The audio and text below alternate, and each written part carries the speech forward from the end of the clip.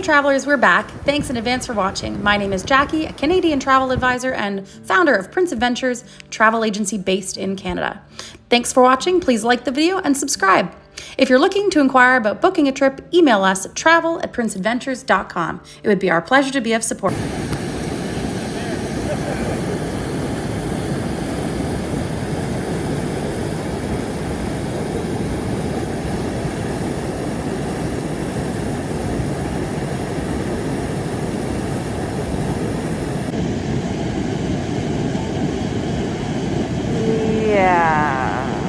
No thanks. In this video, we are showcasing our personal footage shot aboard the Seabourn Venture on our first expedition to Iceland and Greenland. Did you already watch part 1 of our expedition? I'll link that video below.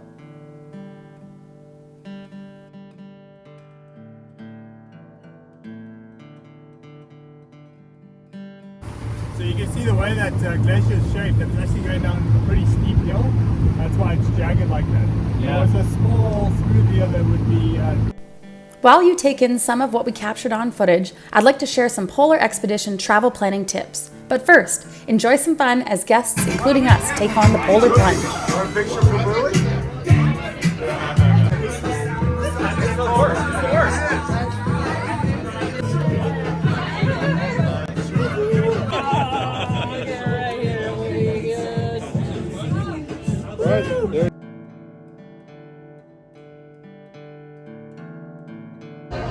Polar plunge, Arctic Ocean, our last ocean. Woo!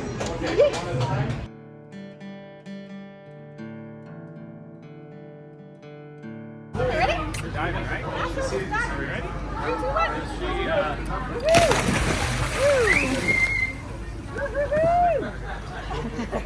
Ready? You want last?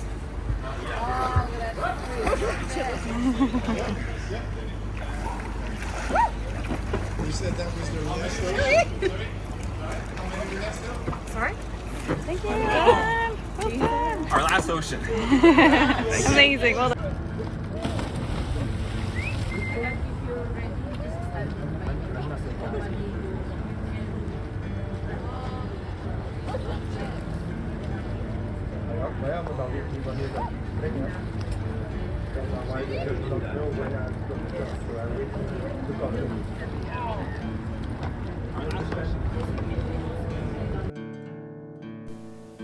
Book your polar expedition with us at least 12 to 18 months ahead. This is smart because the best cabins, small ship berths, and prime wildlife windows will sell out first.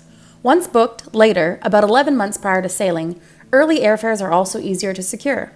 We'd like to recommend you prioritize reputable operators with strong expedition teams. Zodiac capacity, safety record, IATO, and AECO memberships are also important. Choose a smaller ship if you value off-ship time. Larger ships offer more variety in public spaces and may be better for those who are traveling with older folks who may just want to be on the expedition with you to spend time with the family.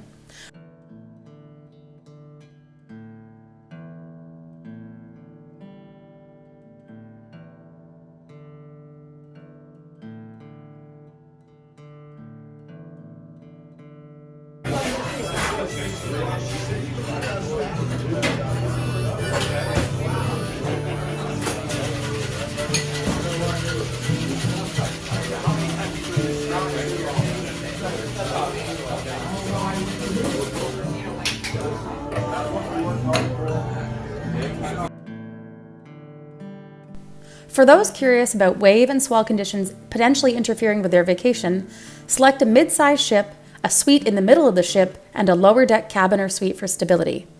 At Prince of Ventures, we always add travel insurance with evacuation coverage and plan at least 1 night buffer before embarkation. Choosing the right season is critical. The high Arctic, covering Svalbard, Greenland, and the Canadian Arctic, is best from June to September when sea ice retreats and landings are possible. In Svalbard, May to June features dramatic pack ice and possible polar bear encounters, while July and August offers open tundra, wildflowers, and great zodiac cruising. Greenland is strongest July to September when fjords brim with icebergs, coastal villages are accessible, and hiking opportunities expand. Late August to September may even bring early aurora borealis sightings offshore.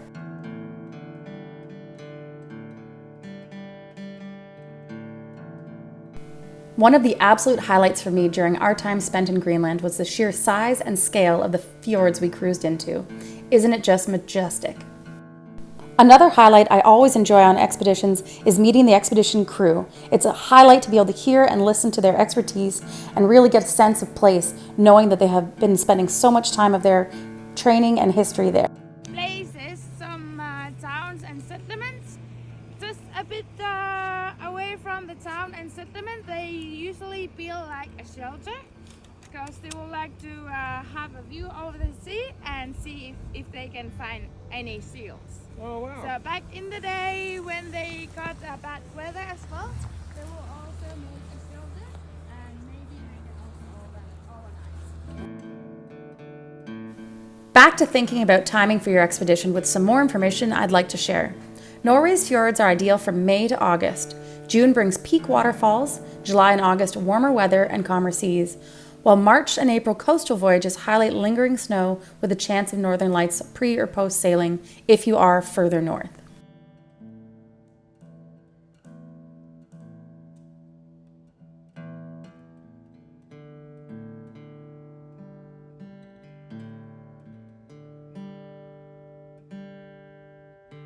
You can see here we really enjoyed the Greenlandic display of kayak rolling, a beautiful display from these kayakers of this unique talent.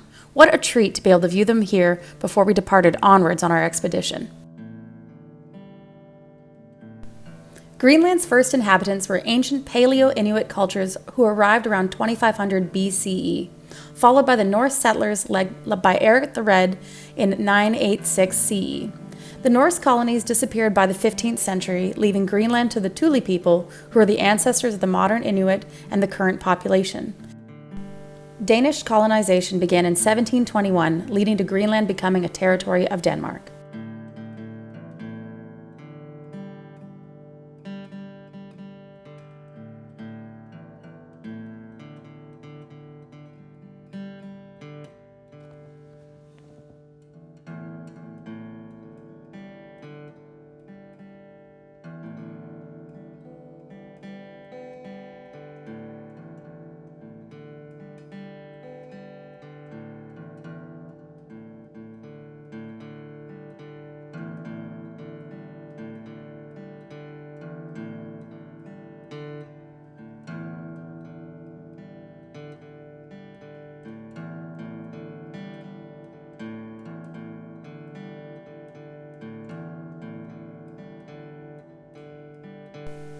Listen to some of the expedition crew and local guides explaining to us all about the history of Greenland. It's wonderful to be able to have this knowledge firsthand while you're in situ on expedition.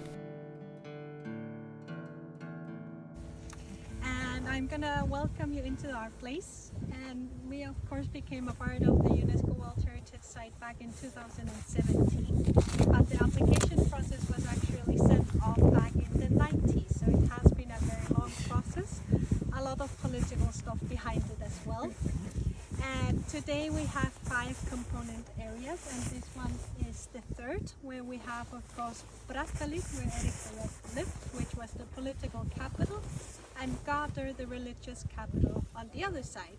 And what makes this place special is not that we have the best remained ruins, but also the history behind it. And you're gonna get more history from Elizabeth and Yoon that are standing over at the church and the longhouse. But the reason why this was a very strategic place to put it is, as I said, it's halfway to the political and the religious capitals, meaning that when ships from Europe would come or Scandinavia would come around, they would have to come here, stop by, and of course pray for a safe journey. And that way the people here, they could maintain a bit of control of who was coming in and out and what they were trading. So you're more than welcome to come back around for more questions, whether it's about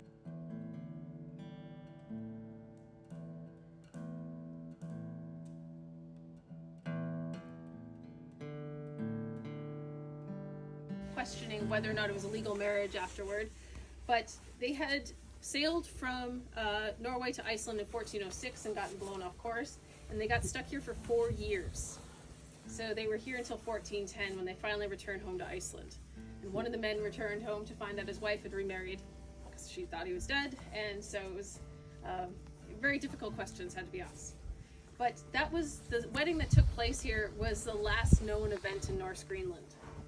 After that, we know they continued living probably for a few decades here, but we don't know anything about, we hear nothing from them. So this church is the last kind of event. It was probably built around 1300 or so. There was a big church building campaign around that time in the North Atlantic and Scandinavia. So a lot of money was put into building newer and better churches. We know this isn't the first church here.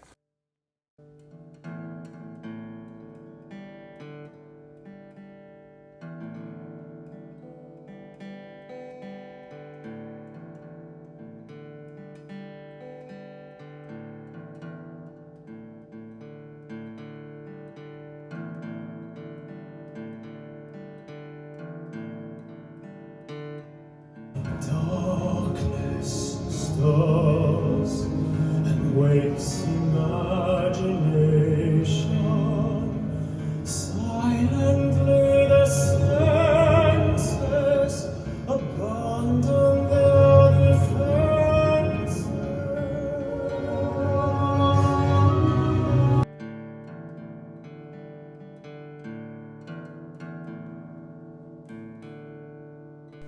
Exploring the southern hemisphere in their summer season and summer in Antarctica. The Antarctica touring season is only November through March. Early season, November and December, reveals pristine snow and penguin courtship. Mid-season, mid-December through January, offers endless daylight, chicks hatching, and peak visibility, paired with a peak price tag though. Late season, February through March, is prime for whale activity, fledgling penguins, and thinner ice allowing deeper peninsula access. Finally, a tip about packing. Pack an outer waterproof pant and soft layers underneath. Your parka and outer layer coat will be provided complimentary from the Expedition Cruise Line. Ask us which is our favorite. Be sure to bring something to protect your cameras from salt spray and train your balance for exploring on foot. Expeditions are not necessarily only for those super athletes, but walking on uneven terrain is expected. Expedition cruises can be very luxurious. You're not having to rough it. And we enjoyed wine and dessert most days on the Seabourn Venture. The live entertainment and music were also especially great.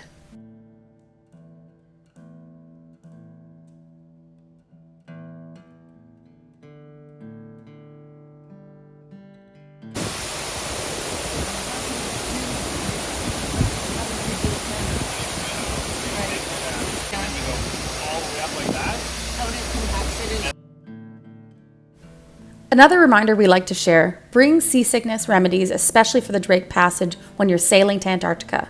Fly cruise options exist and can save time, and if crossings feel daunting, we can arrange a fly cruise for you to ensure you don't have to risk experiencing the Drake Shake. Now, for the remainder of our voyage, we'll let you sit back, relax, and enjoy the sights and seeing what we got up to. Remember to book your expedition, trust our expert team, email us today, travel@princeofventures.com. Thanks again for watching.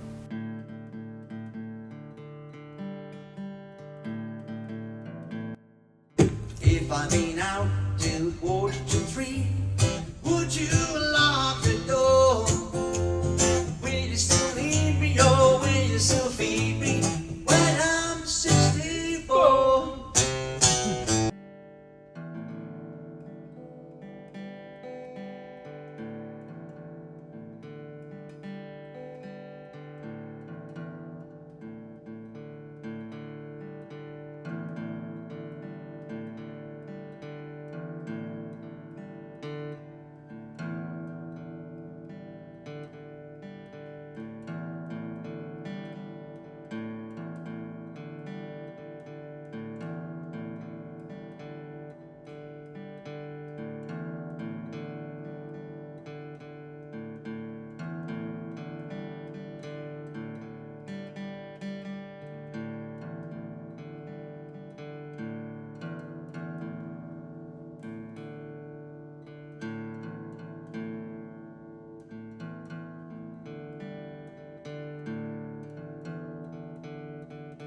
Small settlement of Iceland. Okay. And our soldiers brought us into this bay, and we just crossed over here. Okay. We are overlooking this fjord, and all the ice is coming from these two outer glaciers surrounding it at the end. The ice is drifting this way.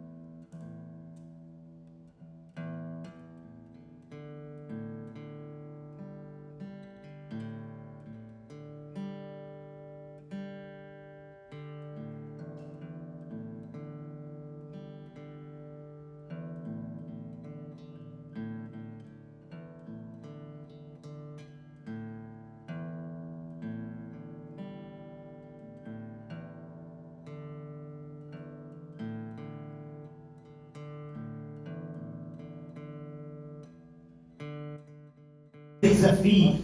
For those who have already passed this way, enjoy the judgment of those today. Neptune and his queen, with regal finesse, have come today our vows to bless. Our guests have judged you, your majesties, and thank you, ladies and gentlemen.